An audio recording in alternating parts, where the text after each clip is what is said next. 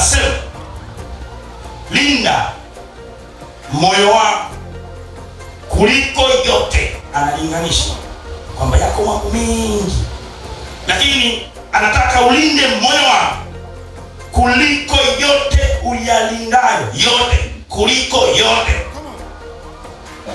Nikatafakari kidogo, anasema ulinde moyo kuliko yote. Wengine wanalinda wake zao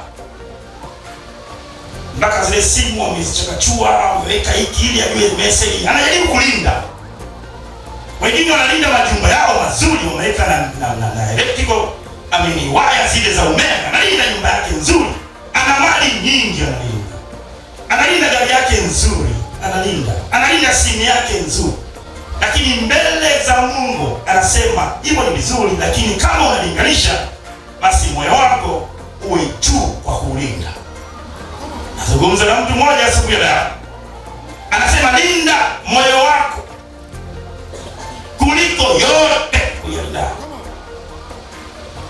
Kwa nini anasema hivyo Mungu? Anamalizia lile andiko muhimu sana kumalizia. Anasema kwa sababu au kwa kuwa. Kwa nini ulinde moyo? Kwa sababu kwenye moyo ndio zinakotoka chemchem za uzima. Bwana Yesu asifiwe.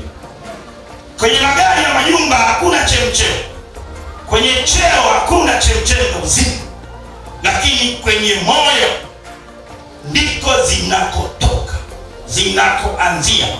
Kwa Mungu anaweka kipaumbele cha juu sana kulinda moyo kuliko chochote unachokijua. Bwana sasa. Lakini anataka neno linda ana maana gani? Ili kusema usipolinda iko hatari.